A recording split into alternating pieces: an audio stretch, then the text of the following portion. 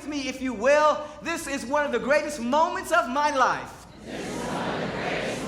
This is a moment of supreme freedom.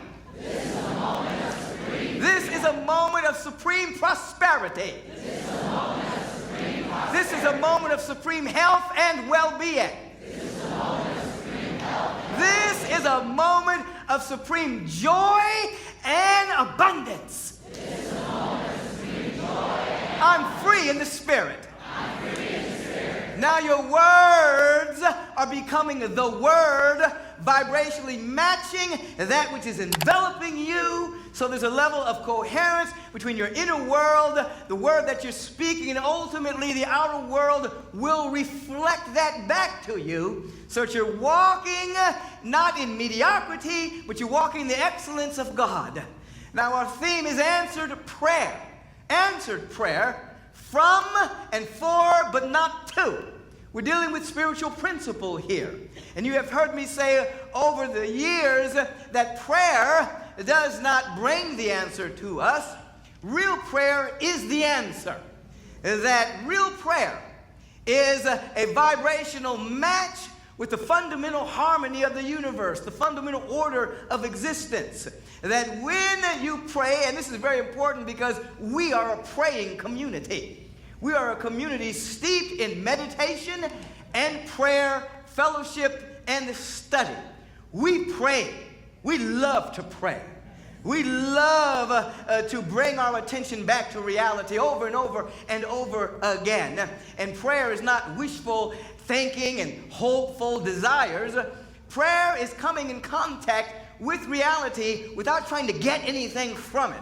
Prayer is an absolute coming into contact with that which is already real. So when we talk about answered prayer, we're talking about lifting ourselves into a vibratory frequency of the answer, hanging out there as a matter of course, and then watching our world shape itself around our answered prayer. And then what looks like an answer coming into us, what looks like a manifestation, is basically the subset of the awareness that we're holding. As within, so without. As above, so below. Answered prayer from and for, but not to. What does that mean? That means that ultimately, as you're speaking your word, you are praying from the answer. You're praying from the vibration. You're praying from your inner connection of that which is real, and you're praying for its unfoldment, because that quality of love and peace and joy and wisdom and harmony and wholeness and all of those qualities that you are seeking to manifest in your life, you're praying for its unfoldment. That is because it is infinite. It's always unfolding, so never are you done. Whenever you have a revelation or an insight, even if there's a great manifestation, there's always more of its infinite nature trying to express through you. This is why it is written that foxes have holes and birds have nests, but there's no place for the Son of Man to lay his head. We're always unfolding. It becomes more ourselves. And so this prayer is a learning to pray from and for unfoldment, but we're not praying to God. We're not praying to these qualities because that would denote separation. We are praying from the quality, which means as you go in, as you go into the inner closet, as you begin to turn within, you begin to allow for your mind, which of course is a set of programs that you're now reprogramming through your Agape affirmation app, through taking the classes, through working with our practitioners, through study and fellowship. You begin to remember the sacred moments in your life, depending on what you're praying about. You begin to remember those sacred moments in your life where you were connected, where you were congruent, you were at one with the quality that you're now praying from. In other words, if in fact you're speaking the word about your own prosperity, you begin to remember those moments when all of your needs were met. Or you begin to remember what that feels like.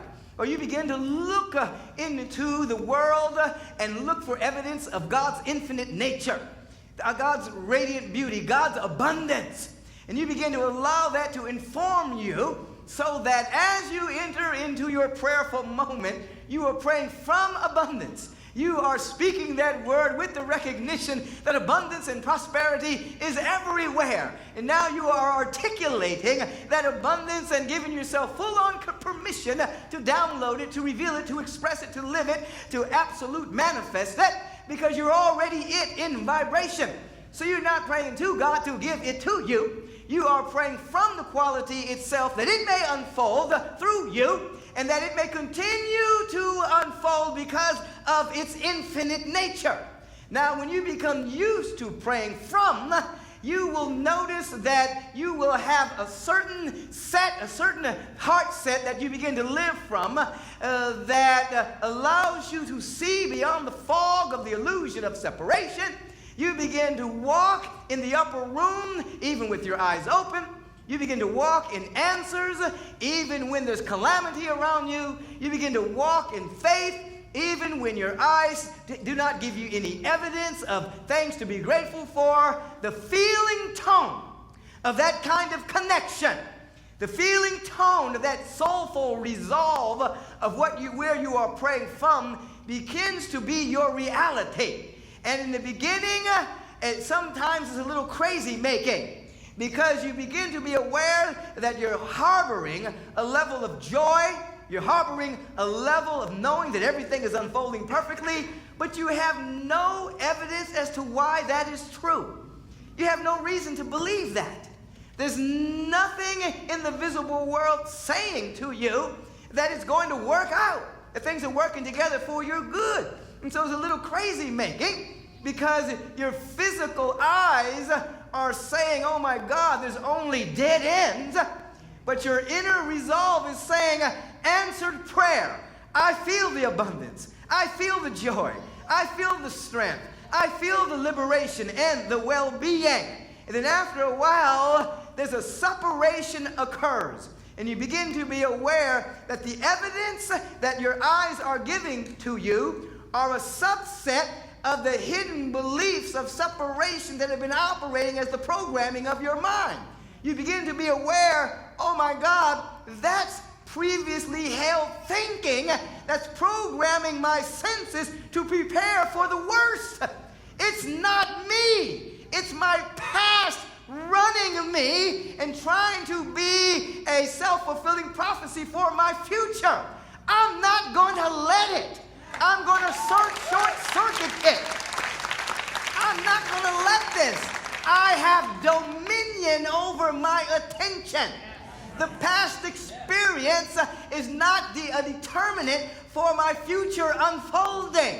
My future is held by the Christ. My future is held by the Buddha consciousness. My future is held by my hidden potential that's aching to express itself. I allow myself now to surrender to answered prayer. AP, answered prayer. My life is hid with Christ in God. My life is hid with my highest potential in God. My life is hid with brilliance in God